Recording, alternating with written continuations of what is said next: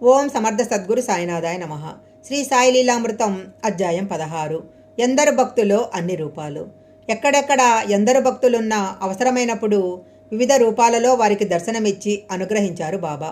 విశ్వమంతా తన మనోరూపంగా గల ఆ సద్గురువుకు అదొక లెక్కలోనిది కాదు. ఒకప్పుడు బాంద్రాలో శ్రీమతి పురందరేకు కలరా వచ్చింది. వైద్యులు కూడా ఆశ లేదన్నారు. అప్పుడు వారింటి ఎదుట దత్తమందిరం పక్కన నిలబడి సాయి దర్శనమిచ్చారు. పురందరేకు వీధి ఇచ్చి తీర్థంతో కలిపి ఆమెకివ్వమన్నారు. అలా చేయగానే ఆమె త్వరలో కోలుకుంది. ఒకసారి మహల్సాపతి పల్లకీలో ఖండోబా విగ్రహం పెట్టుకుని ఆ దేవునికి ముఖ్యస్థానమైన జుజరీలో జరిగే ఉత్సవానికి తీసుకెళ్లాడు. ఆ సమయంలో అక్కడ కలరా వ్యాపించిందని తెలిసి అతడు దిగులుగా పల్లకీ నానుకొని నిలుచుండగా తన వెనుక ఎవరో ఉన్నట్లు తోచి తిరిగి చూస్తే అక్కడ సాయి స్పష్టంగా దర్శనమిచ్చి అదృశ్యమయ్యారు. ఆయన తనతో ఉన్నారని గుర్తించిన మహల్సాపతి సాటివారికి ధైర్యం చెప్పి 4 రోజులు ఉత్సవంలో పాల్గొన్నాడు. తరువాత అందరూ షిరిడీ చేరగానే సాయి, యాత్ర బాగా జరిగింది కదా, నువ్వు పల్లకీ నానుకొని నిల్చున్నప్పుడు నేను అక్కడికి వచ్చాను అన్నారు. శ్రీమతి చంద్రాబాయి బోర్కర్ 1908లో చాతుర్మాసానికి కోపర్గాంలో ఉంది.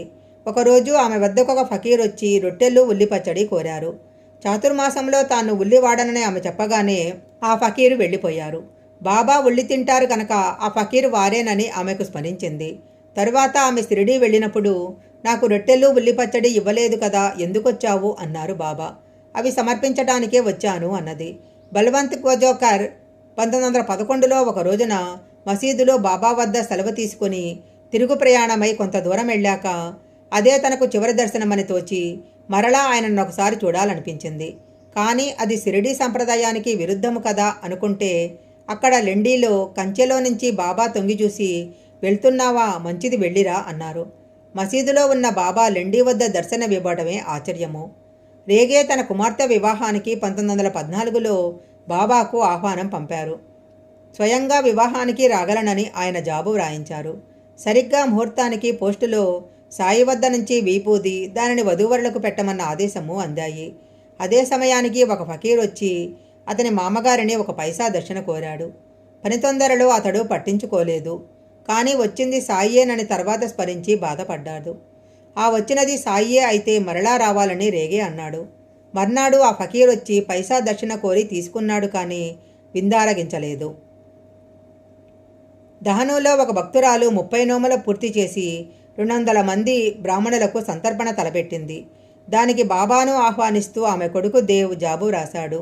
బాబా, నా భక్తుల సత్సంకల్పాలు నెరవేరుస్తాను. సంతర్పణకు నేను జోగు మరొకరు కలిసి వస్తాము.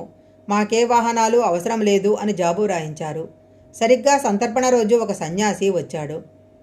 2 మాసాల ముందు అతడు గోసంరక్షణ నిధి కోసం రాగా తర్వాత రమ్మని చెప్పాడు దేవ్. కానీ ఇప్పుడు అతడు తాను నిధికై రాలేదని, భిక్ష కోసమే మరిద్దరితో కలిసి వచ్చానని, భోజన సమయానికి రాగలమని, తమకు బండి అవసరం లేదని చెప్పి వెళ్ళాడు. తరువాత ముగ్గురు వచ్చి బజ్జాన్నం భోంచేశారు. తరువాత సాయి తనకిచ్చిన మాట ప్రకారము సంతర్పణకు రాలేదని దేవు నిష్ఠూరంగా జాబు రాయించాడు. ఆ ఉత్తరం తెరవకముందే బాబా, దేవు నిష్ఠూరంగా వ్రాసిన జాబులే అది. నేను విరాళాలకు రాలేదని, మరిద్దరితో కలిసి విందుకు రాగలనని, మాకు బండి అవసరం లేదని చెప్పి అతనికి తెలుపుకోజూశాను. నన్నతడు గుర్తుపట్టలేదు అన్నారు. అది తెలిసి దేవ్ అతని తల్లి సంతోషించారు. బల్వంత్ నాథ్నే అన్నగారిని ప్రమాదకరమైన శస్త్రచికిత్సకని 1909లో బొంబాయిలో జేజేకర్ ఆసుపత్రిలో చేర్చారు. దహనులో కుటుంబమంతా ఆతృతగా ఉన్నారు. అంతలో ఒక సాధు వచ్చి భిక్ష కోరాడు. నాథ్నే వదిన గారు ఎంతో ఆదరంతో ఆయనకు భిక్ష పెట్టారు, కానీ ఆయన బెండకాయ కూర కావాలన్నారు.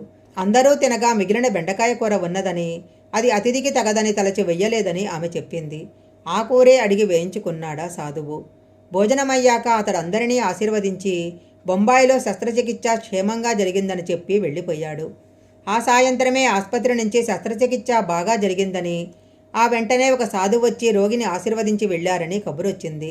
తరువాత 4 సంవత్సరాలకు నాథ్నే మొదటిసారిగా షిరిడీ వెళ్ళాడు.